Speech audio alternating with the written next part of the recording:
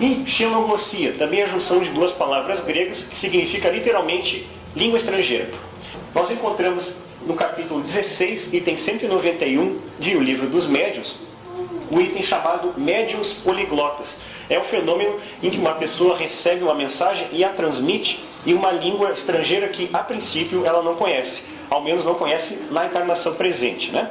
Existe um outro livro chamado Nos Domínios da Mediunidade, também de autoria de André Luiz, também trazido a nós por Francisco Cândido Xavier. Este não é uma série de pesquisas, essas são narrativas que André Luiz nos traz de vivências que ele teve a respeito da mediunidade. No capítulo 23 desse livro, existe um exemplo de xenoglossia bastante interessante. Vale a pena dar uma lida. Aliás, esse livro inteiro eu recomendo fortemente, porque é um livro altamente ilustrativo para quem queira estudar um pouco mais sobre o contato responsável com o plano espiritual.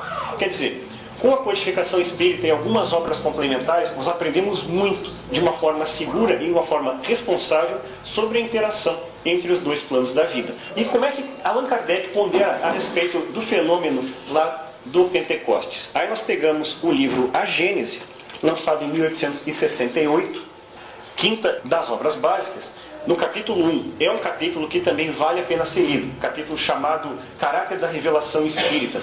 Em poucas páginas, Kardec nos traz um panorama muito abrangente e muito completo sobre a doutrina espírita. Especificamente no item 56, Kardec nos diz que os espíritos superiores vêm a nós trazer mensagens ligadas diretamente à moral do Cristo, como também outras doutrinas o fizeram. Só que, com a diferença de que, manifestando-se por toda parte, tanto se fazem ouvir na choupana como no palácio, assim pelos ignorantes como pelos instruídos. Então, é a democratização do contato com a espiritualidade superior, sem a necessidade de um sacerdote, de um eleito de Deus, de alguém preferido, de uma casta especial. Deus criou a todos nós e ama a todos nós do mesmo jeito, independente do credo que nós tenhamos e independente também do nosso nível evolutivo.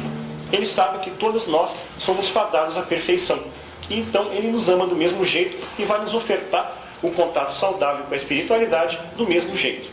Com essa citação, Kardec ilustra o versículo que nós lemos agora há pouco, que fala: sobre os meus servos e sobre as minhas servas derramarei do meu espírito naqueles dias, e profetizarão. Quer dizer, independente de condição social, todos podemos, sem necessidade de intermediários, ter um contato com a espiritualidade superior. Agora vamos tomar um pouco de contato com esse termo aqui, profetizar. A que se refere isso? O que é profetizar? Nos dias de hoje, profetizar tem muito a ver com prever o futuro, né? O profeta é alguém que previu algo que ainda não aconteceu. Mas quando foram escritos o Velho e o Novo Testamento, o que significava profetizar? Lembrando que os apóstolos eram todos judeus, então eles falavam o idioma hebraico, né? O mesmo idioma do Velho Testamento, lá do Pentateuco, que Moisés os havia trazido. Então, a palavra hebraica mais utilizada para profeta no Antigo Testamento é a palavra Nabi. Nabi significa tão somente porta-voz. A palavra grega que gerou o nosso termo é a palavra profetês, que também significa exatamente isso, porta-voz. Então, profeta é um porta-voz. Os Nabiim, que é o plural de Nabi, eram vistos como aquelas pessoas que transmitiam mensagens impulsionados por um espírito percebido como de grande elevação moral, a ponto de entenderem que o próprio Criador os estaria inspirando. Alguém que toma contato com um espírito de uma grande elevação moral e intelectual, e ainda não tendo a concepção como nós temos agora de um Deus imaterial, vai achar que o próprio Deus se transformou numa pessoa para transmitir uma mensagem elevada. Deus quer que todos nós evoluamos. Então Ele convida aos espíritos que estão com uma evolução à nossa frente, que nos tragam mensagens elevadas, nos tragam mensagens nobres. Então, por isso nós temos contato com espíritos de grande elevação moral e intelectual.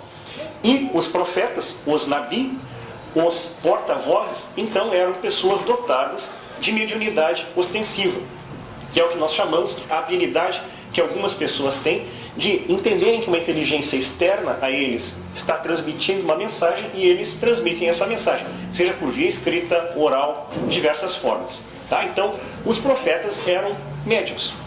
Agora, independente de nós termos ou não mediunidade ostensiva, é importante nós refletirmos o seguinte: nós sempre influenciamos e somos influenciados pelo meio onde nós vivemos.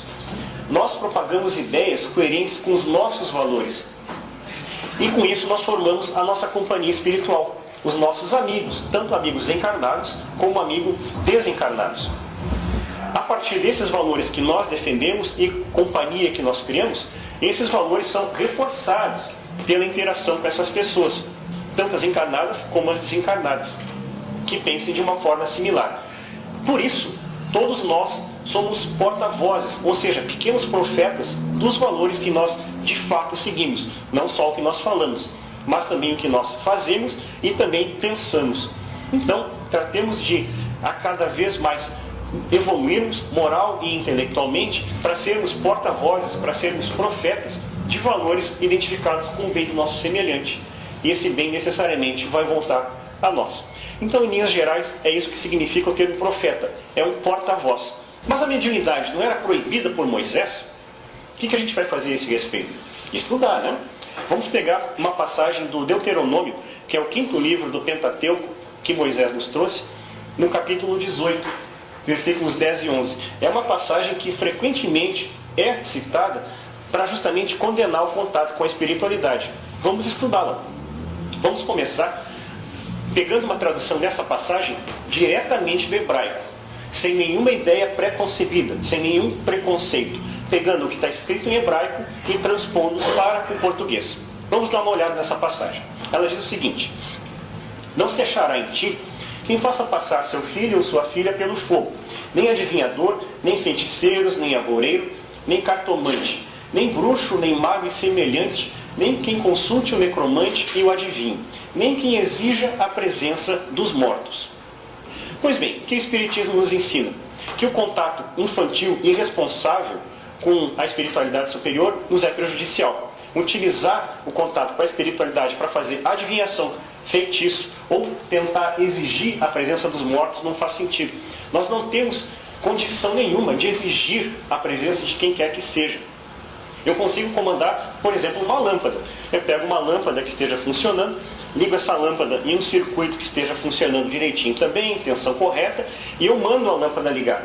Aperto o interruptor e ela vai acender. Mas uma lâmpada é matéria. As pessoas são espíritos, têm a opção de escolher. Eu posso até conceder autoridade a alguma pessoa para mandar em mim, mas eu escolhi dar essa autoridade a essa pessoa. Sempre envolve escolha. Eu não tenho autoridade nenhuma para mandar qualquer pessoa, encarnada ou desencarnada, chegar aqui e falar sobre a sua vida. Se ela quiser, ela vai fazer isso. Então, exigir a presença dos mortos, a doutrina espírita nos ensina que não faz sentido. E, portanto, essa citação de Moisés está totalmente de acordo com os preceitos espíritas. Agora, vamos pegar uma outra tradução dessa passagem de uma outra igreja. E eu vou me permitir não citar de que igreja é, porque o Espiritismo me ensina que eu não tenho o menor direito de criticar qualquer credo. Eu não tenho o menor direito de me achar melhor do que ninguém. Então, eu só quis trazer essa passagem aqui, porque é muito relevante e vocês já vão ver por quê.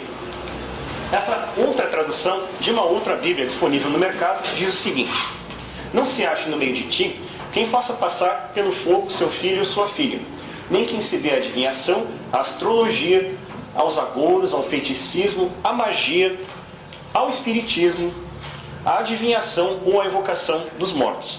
Já que essa passagem fez uma referência direta ao espiritismo, resolvi trazer aqui para estudo. O que nos chama a atenção? Primeiro, espiritismo sendo citado em uma passagem de Moisés. A palavra espiritismo tem 154 anos de idade. Foi criada pelo próprio Allan Kardec. Essa passagem do Deuteronômio tem pelo menos 3.500 anos. Então fica difícil Moisés ter feito referência a espiritismo. Alguém pode dizer, não, mas foi uma transposição de conceitos para a linguagem atual. Então, necromante virou espiritismo. Isso faz sentido? Vejamos. A necromancia, para começo de conversa, ainda existe. E o que é a necromancia? A necromancia, sem querer criticar de forma alguma quem a pratique, todo mundo é livre para fazer o que quiser, mas a necromancia é uma prática de adivinhação, crivada de rituais, que frequentemente faz uso indevido do crânio ou de outras partes do corpo dos mortos, que tenta exigir que os mortos se manifestem, quer dizer, tenta exigir a presença dos mortos, e ainda é pago. Gente, isso é tudo menos espiritismo. E, portanto, eu posso afirmar que essa tradução de necromancia virar espiritismo é uma tradução incorreta. Quem acha que necromancia é espiritismo é por falta de estudo sobre os preceitos que a doutrina espírita nos traz. O espiritismo nos ensina que exigir a presença de quem quer que seja encarnado ou desencarnado não faz sentido, porque todos têm liberdade de escolha. É o nosso chamado livre-arbítrio. É por isso que aqui no Evangelho segundo o Espiritismo, terceira obra da codificação espírita, o Espírito de Verdade nos cita no capítulo 6, no item 5, o seguinte: Espíritas, amai-vos, este é o primeiro ensinamento. Instruí-vos, este é o segundo.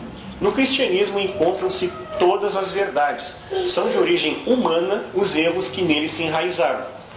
Daí a vantagem de nós estudarmos preferencialmente em grupo, porque o que possa passar desapercebido por alguém, outra pessoa vai pegar, e com isso o grupo inteiro evolui mais rápido no seu conhecimento.